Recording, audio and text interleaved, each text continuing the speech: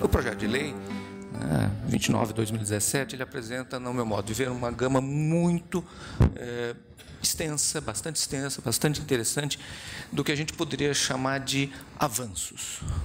Eu destacaria a formação do patrimônio de afetação, com os recursos provenientes do pagamento dos prêmios, que está no artigo 4º, parágrafo 1º. Eu destacaria a ampliação dos meios de prova do contrato de seguro, que está no artigo 55, a disciplina do resseguro, que precisamos lutar para manter no projeto, a partir do artigo 64, a licitude do seguro de dano a valor de novo, que está no artigo 96, mas eu acho que o mais significativo de tudo que a gente poderia chamar de avanço, nós vamos encontrar no tema que eu escolhi para esta minha breve participação. Trata da regulação do sinistro, artigos 77 a 92. Me parece que na disciplina da regulação dos sinistros é que nós vamos encontrar realmente o grande avanço, são muitos avanços, o mais importante dos avanços, na minha opinião. Isso porque é neste momento, é o momento da regulação do sinistro, que afloram eventuais conflitos entre os contratantes e os profissionais do direito são chamados a atuar. Enquanto o contrato não há conflito entre as partes do contrato, relativamente à sua execução, nós até somos meio esquecidos, aquela velha figura de um contrato bom, aquele que enfia na gaveta e ninguém mais lembra. É aquele contrato que foi cumprido pelas partes. Quando o contrato tem que sair da gaveta e liga para o advogado e chama o doutor Ernesto, é que houve realmente um conflito entre as partes. E quando houve conflito, o que aconteceu? Houve um aviso de sinistro e estamos no contexto da sua regulação. Eu acho que podemos começar trazendo um conceito de regulação de sinistro que podemos extrair desse projeto.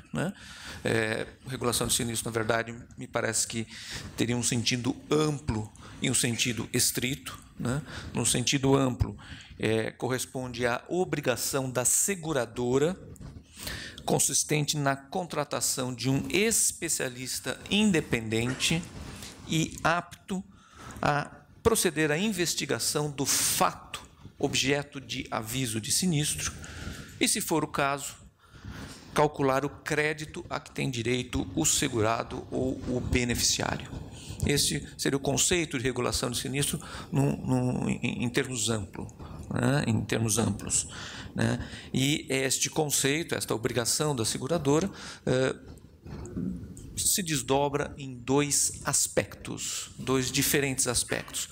Um é a regulação de sinistro no sentido estrito, que é a investigação propriamente do fato objeto do aviso de sinistro, daquele fato avisado pelo segurado, e o outro aspecto é a liquidação, o cálculo do crédito a que terá direito o segurado ou o beneficiário. E veja que eu estou falando em aspectos, eu não estou falando em fases, eu não estou falando em etapas.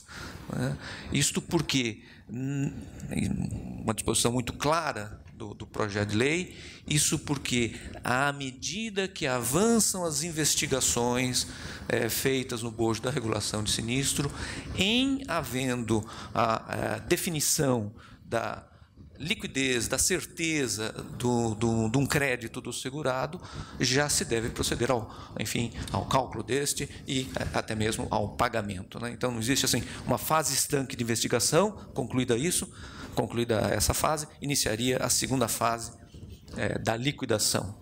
investigação e liquidação devem ser, o texto da lei é muito claro a respeito disso, na medida do possível, simultâneas, né? Então, são faces são aspectos da regulação de sinistro, e não fases, e não etapas, né? O essencial desse conceito é de que estamos falando de uma obrigação da seguradora. Regulação do sinistro é uma obrigação da seguradora, né? É uma obrigação que ela passa a ter tão logo ela receba o aviso do sinistro por parte do segurado. O segurado avisou o sinistro, a seguradora passa a ter a obrigação de contratar o especialista e proceder à regulação do sinistro. Como obrigação, visto como obrigação, né, vista a regulação do sinistro como obrigação da seguradora, disto decorrem diversas consequências muito importantes, né? Primeiro, no tocante ao atendimento pela seguradora dos requisitos que devem estar preenchidos na escolha do regulador, na escolha do especialista, né? A seguradora tem que escolher alguém, né, pessoa física, jurídica, empregado dela ou não, enfim, tem que escolher alguém que atenda necessariamente a 3 requisitos. Primeiro, ele tem o conhecimento, né, ele seja um especialista naquela área, ele saiba fazer aquela investigação. Segundo, ele esteja aparelhado para fazer essa investigação. E terceiro, ele deve ser imparcial, independente. Mesmo empregado da seguradora, ele deve ser independente. É um momento em que a subordinação pessoal típica dos contratos de trabalho fica em suspenso. Se a seguradora, quando escolhe a pessoa a quem ela vai contratar para fazer a regulação de sinistro, se ela não atende a um desses 3 requisitos, ela não cumpriu devidamente a sua obrigação. Ela inadimpliu a obrigação de fazer a regulação do seguro. Estamos diante de um inadimplemento contratual. Se a seguradora escolhe, por exemplo, alguém que não tenha capacidade para fazer a regulação ou não tenha suficiente independência, né? E como todo inadimplemento contratual, é possível ir a juízo para buscar a execução específica do que foi contratado, ou a indenização, enfim, é um descumprimento de uma obrigação. Esse especialista, não podemos... devemos insistir, né? Esse especialista não é nem mandatário, nem preposto, nem representante legal da seguradora, né? Ele deve gozar de plena autonomia no desempenho do seu mistério, né? Aliás, até o PL, o projeto de lei, reforça essa independência numa regra muito oportuna, que está no artigo 81, parágrafo único, que proíbe a remuneração desse especialista, tendo como base a redução do valor do crédito do segurado ou do beneficiário, né? Esta regra também se aplica a outros profissionais que trabalham na regulação, como peritos, auxiliares dos reguladores. A remuneração de todos esses profissionais não pode ter por base eventual proveito que a seguradora buscaria, né? O segundo aspecto, uma segunda decorrência da definição da regulação de sinistro como obrigação da seguradora é de que ela deve se submeter às conclusões da regulação de seguro. Ela está vinculada às conclusões da regulação de seguro. Ela não pode, quando as conclusões não lhe parecerem interessantes, não lhe parecerem compatíveis com os seus interesses, ela não pode optar por trocar o regulador, buscar um outro, enfim, rejeitar a conclusão a que o regulador chegou, né? Do lado do segurado, o projeto indica alguns deveres, né? O dever de colaboração com a regulação do sinistro, né? Franqueando o acesso do especialista ao local do sinistro, fornecendo-lhe documentação, prestando informações, né? Esses são deveres de colaboração muito claros que a lei imputará ao segurado, né? E, ao lado desses deveres, ele possui alguns direitos expressos no projeto.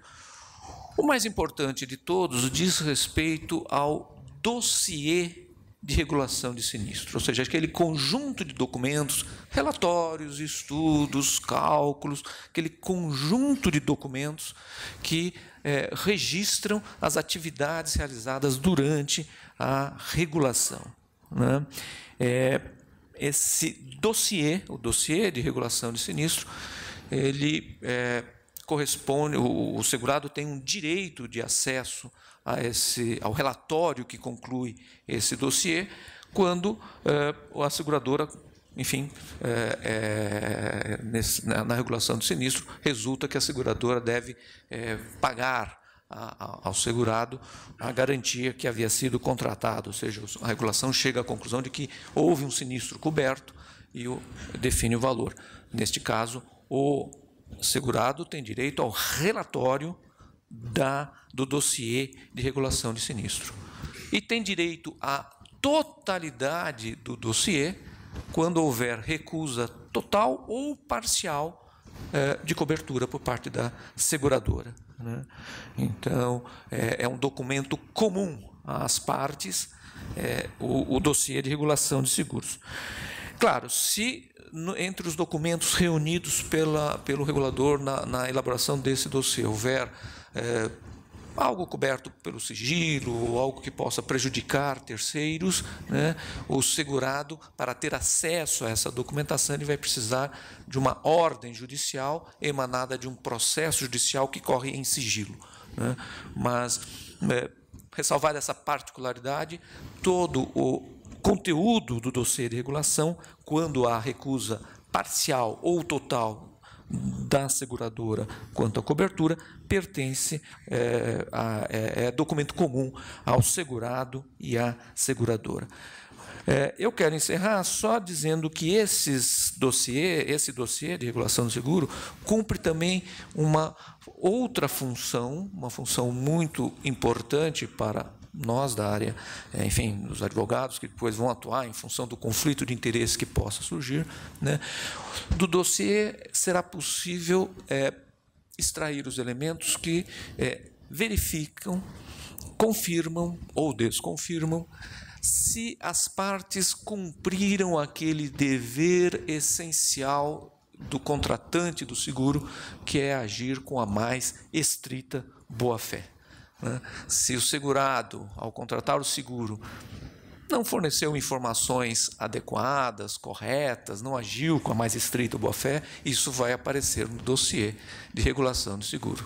Da mesma forma, se a seguradora pressionou o regulador ou, de alguma forma, qualquer outra também descumpriu com o dever de estrita boa-fé na execução do contrato, isso também estará registrado no dossiê de regulação dos seguros, né? Eram estas as considerações que eu gostaria de trazer hoje para a nossa reflexão, né? Renovando o meu agradecimento pelo convite e cumprimentando aqui todo o pessoal do IBDS pela realização deste evento.